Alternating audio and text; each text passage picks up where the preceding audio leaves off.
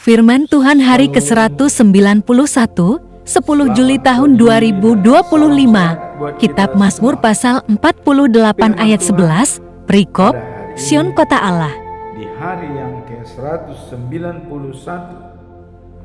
diambil dari kitab Mazmur pasal 48 ayat yang ke-11, tanggal 10 Juli tahun 2025. Perikop adalah Sion kota Allah.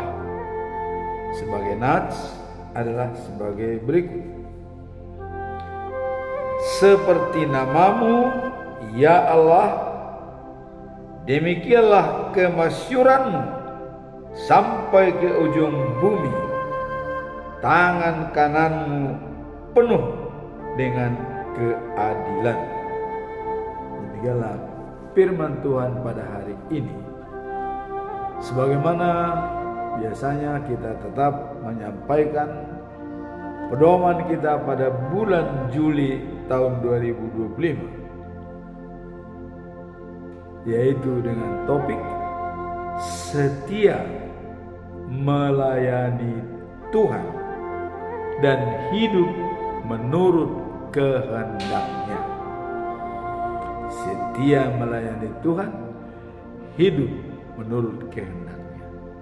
Dijabarkan dalam 1 Korintus pasal 15 ayat 58 yang intinya, berdirilah tegak, jangan goyah, bekerjalah untuk Tuhan dan bersekutulah dengan Tuhan.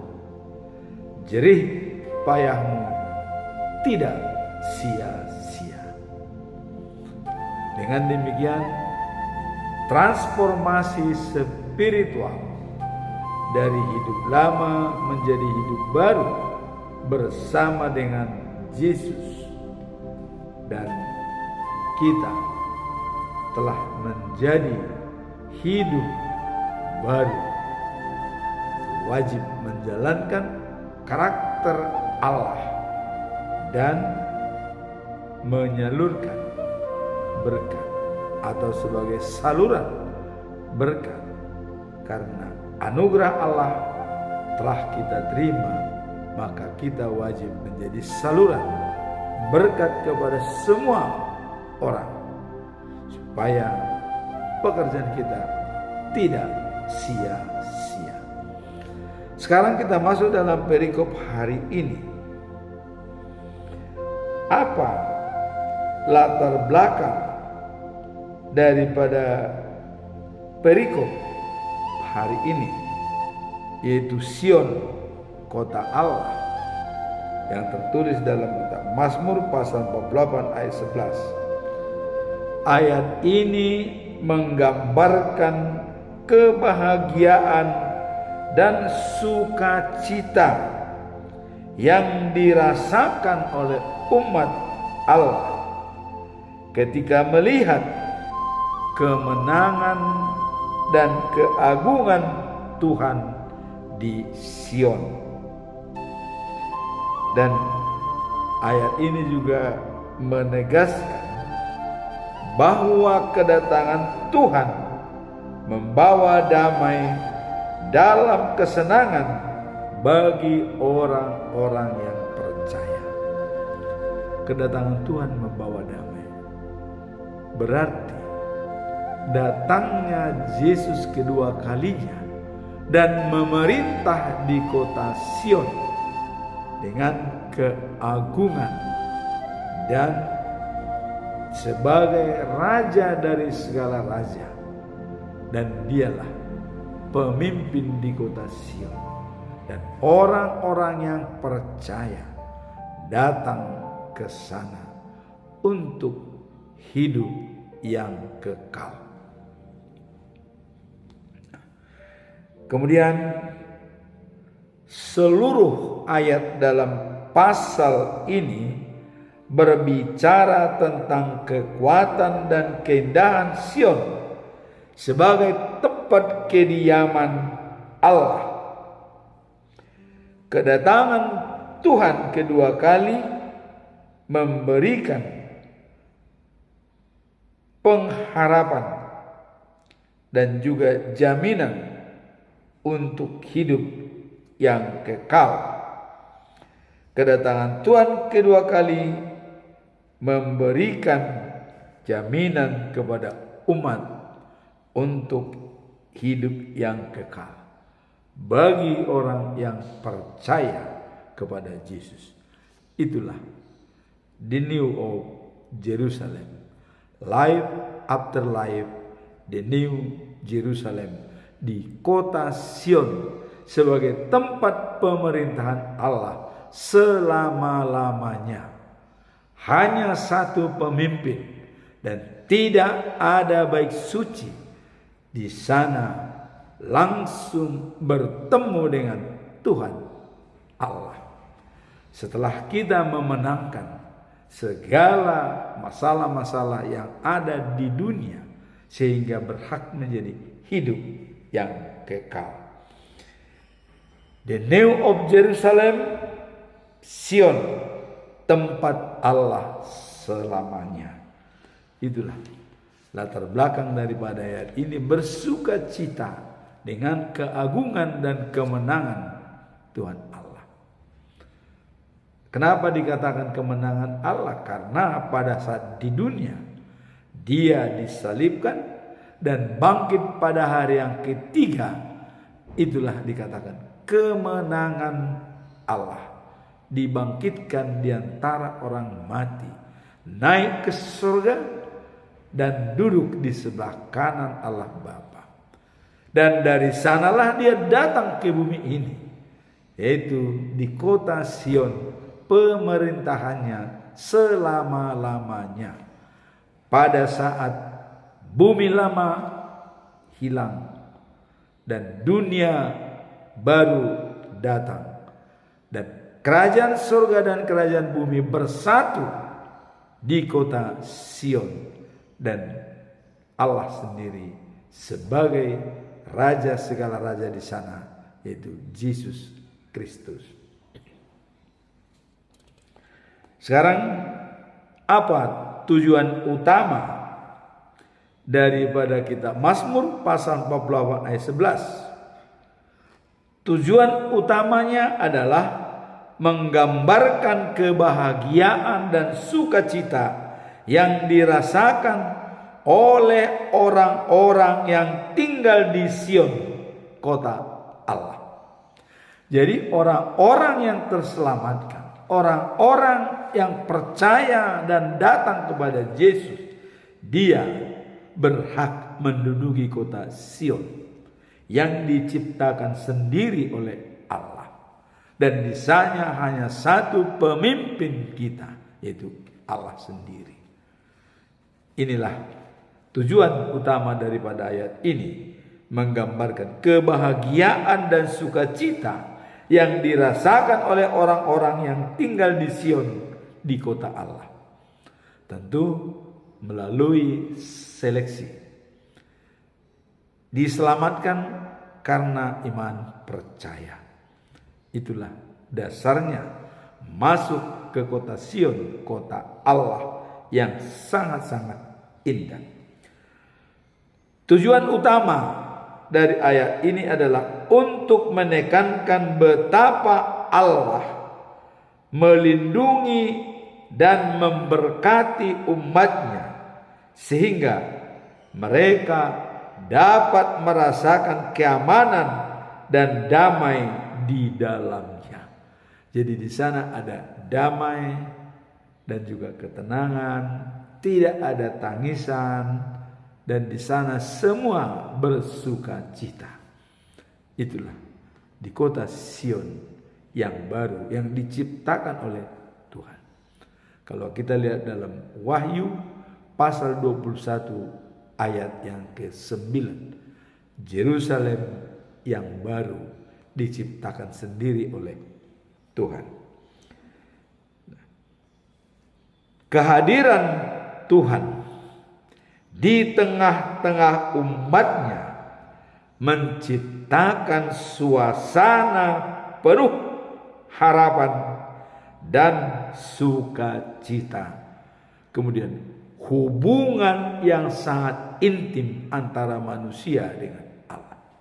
Karena di sana langsung Allah sendiri pemimpin di kota itu, berhubungan langsung dengan manusia ciptaannya. Kapan itu terjadi? Wait and see. Kita tunggu kedatangan daripada Yesus kedua kalinya untuk menjemput orang-orang yang percaya kepadanya.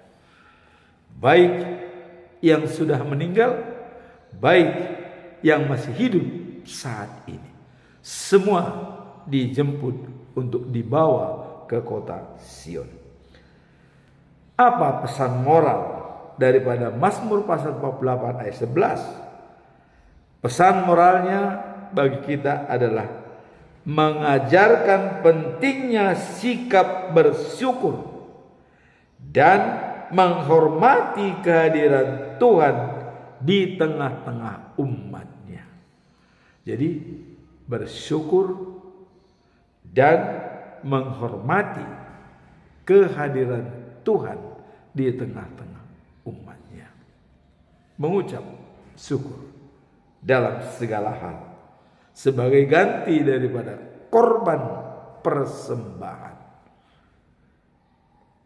Kita diajak untuk merasakan sukacita dan kekuatan di dalam Tuhan, serta menghargai segala berkat yang Dia berikan.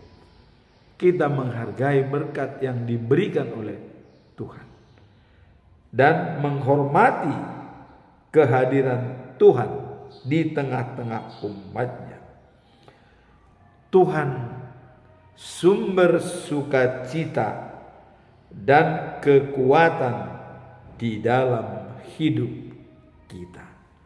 Jadi peran daripada Tuhan sebagai sumber kekuatan, sumber sukacita dalam hidup kita. Itulah pesan moral yang kita lihat dalam perikop ini. Artinya mengajarkan pentingnya sikap bersyukur dan menghormati kehadiran Tuhan. Hanya itulah yang bisa kita lakukan, mengucap syukur dalam segala hal.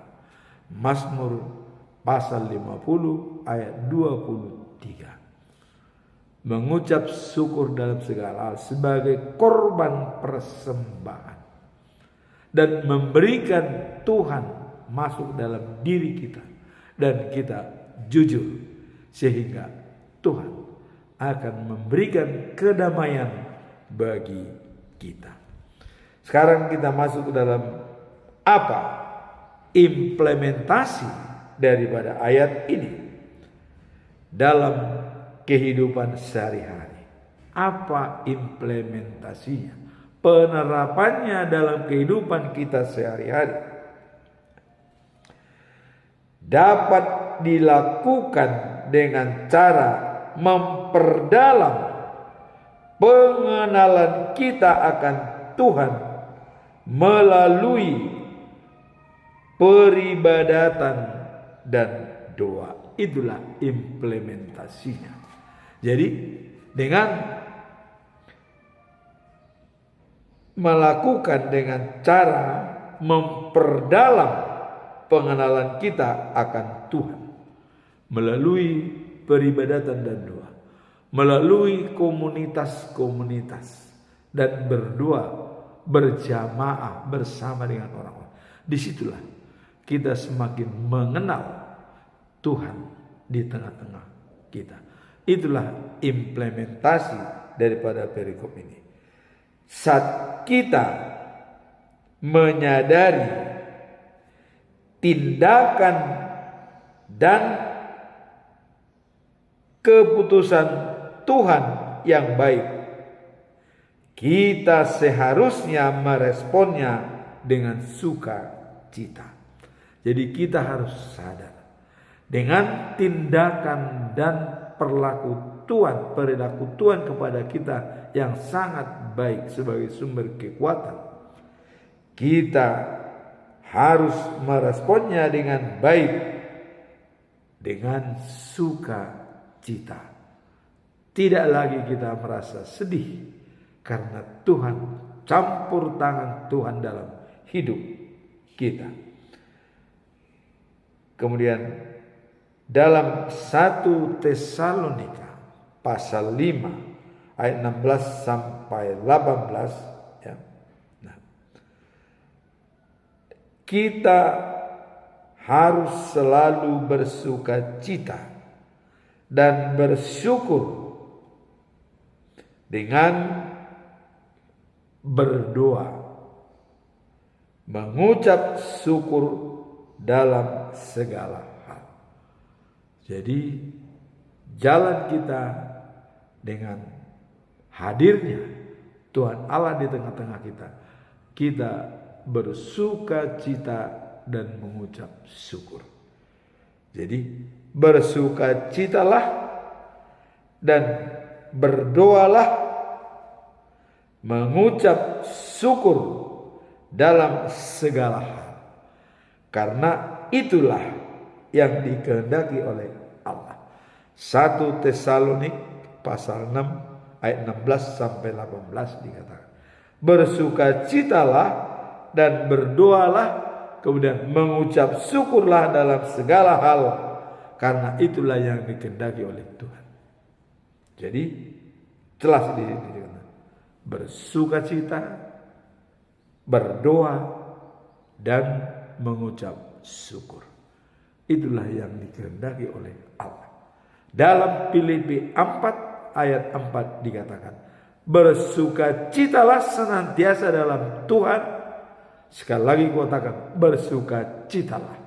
Itulah yang disampaikan oleh Paulus kepada jemaat yang ada di Filipi, supaya tetap bersukacita di dalam Tuhan dan tidak pernah ragu seperti ayat bulan Juli.